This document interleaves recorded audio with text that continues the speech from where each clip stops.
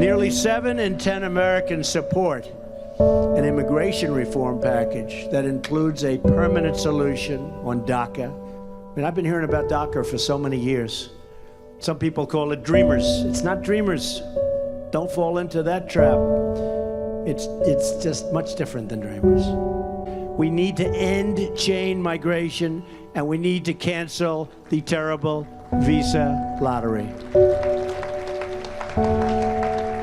They're with their parents, it depends. But look, it sounds cold and it sounds hard. We have a country. Our country's going to hell. The dreamers, having to do with children, you know, the dreams of children. And these are people that come over the country, the dreamers. And I said, what about our children? Our children. I want the children that are growing up in the United States to be dreamers also. They're not dreaming right now.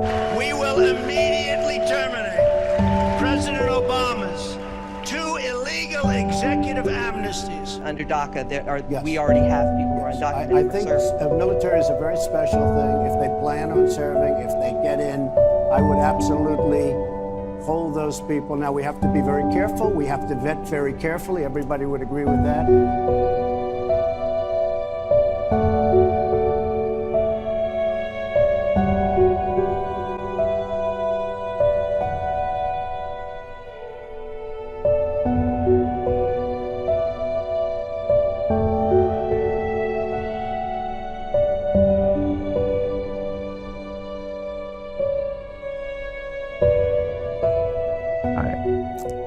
So hello, my name is David Morales. I was born in Mexico City, Mexico, and I am 21 years old.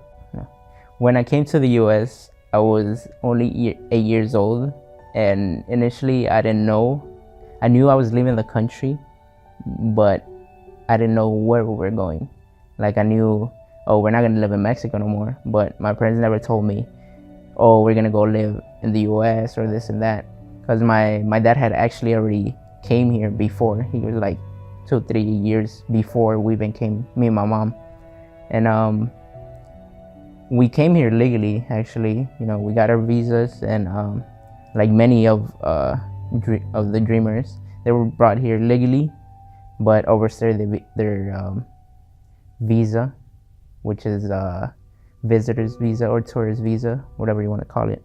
So that's how I got here, and I just overstayed. And like, I knew I wasn't part of this country because I knew I came from Mexico and everything, but I didn't know my status. I didn't know, like, oh, you can't get a job because you're not legal here, or I didn't know any of that stuff.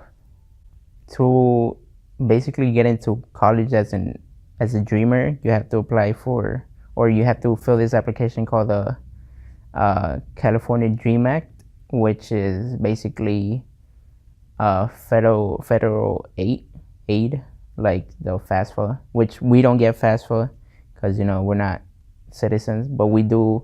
The money that we do get comes from the California Dream Act application, and now it's been fairly easy to get into college as a dreamer, because, you know, you have all these counselors, all these office workers helping you out, because they know you want to go to school, and they know that you could do it, and they'll do anything to help you. My name is Karen. I am 18 years old. I am a dreamer. I grew up in Texas for about 5 years and then came to California, currently living. Well, as a dreamer, you might think you have less opportunities, but you can like strive, work for those same opportunities. Yes, you might get treated differently at school, like they might make fun of you for not being born here, call you illegal, but I mean, it's all up to you. You can accomplish your goals. I mean, it is hard, it's different, it totally is, because you don't have the same benefits as being a citizen, but it's all on you. I mean, you can't accomplish everything you want to. There may be obstacles and it might hurt, but I mean, first you submit your application. It takes about like less than a week or a week. And then after that, if you get approved, they send you a letter saying you were approved for that. Then afterwards, you're gonna get a letter like a week after where you have to go for your fingerprints. They take your fingerprints, your picture, and after that you have to go to the Social Security office. You get your social there, and then they mail your social and your work permit to you. Filling out applications for financial aid, we have to fill out a different one. It's not FAFSA, it's the DREAM Act, which is for students that don't have any papers, but we want to study, go to college, do something of our life. It's different. All you need, since it asks for a social security, which you are given once you become a dreamer, and you are accepted for those 2 years. I don't think it's fair because we're all students. All of us dreamers, we don't have any record, any police record. We're all trying to better ourselves, get jobs, go to school, finish it, have a career. And it's hard because, in order to become a DACA student, you have to pay so much money that your parents might not have. And you have to renew it every 2 years. And if you don't have it, you can't do anything, you can't work, so you can't do anything in the US without it.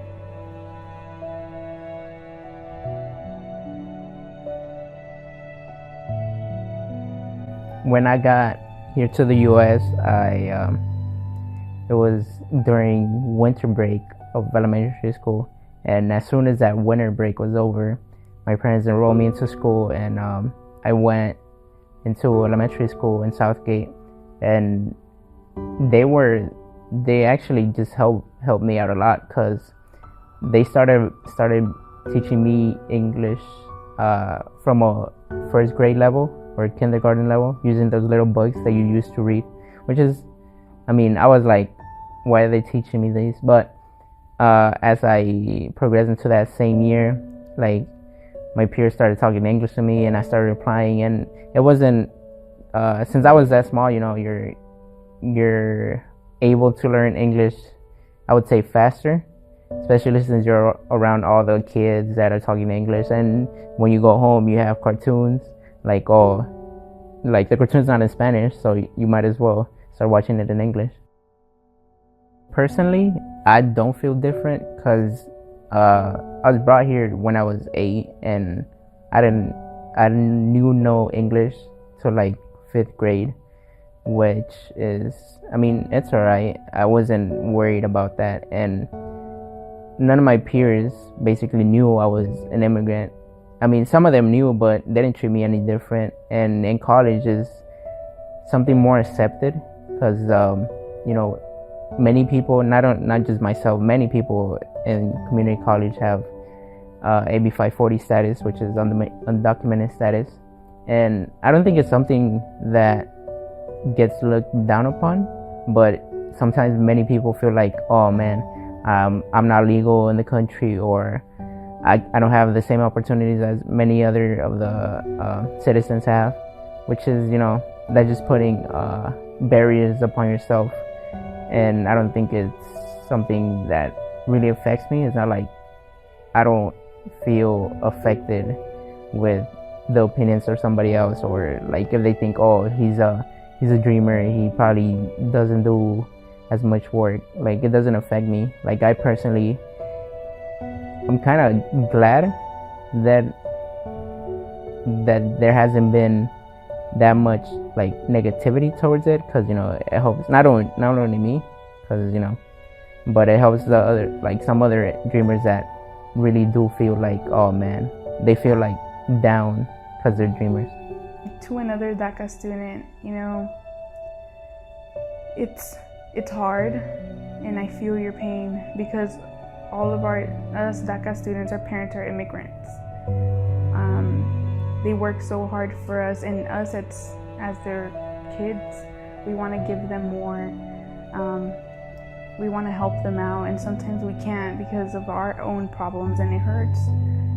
But we can do this. If you really want to, there are many DACA students that have accomplished their goals and are in there, marching, protesting, doing what they can to keep it, to help the future of us DACA. I couldn't be afforded this privilege, this opportunity, because I was undocumented. And I knew this, my family knew this, but no one else could know this. I do consider the United States my home because I have lived a very long time here. And I just wish that it would consider me one of its own as well. Something that I can give you would be don't do anything like illegal, because you can't have anything on your record for it. You know, study, go to school, do what you have to do, just don't get in trouble. Just like keep going, just try harder, don't give up, because you will want to give up. It's tempting because it hurts. Just don't. Don't give up and do change your dreams. My name is David Morales. My name is Karen Franco and I'm a dreamer.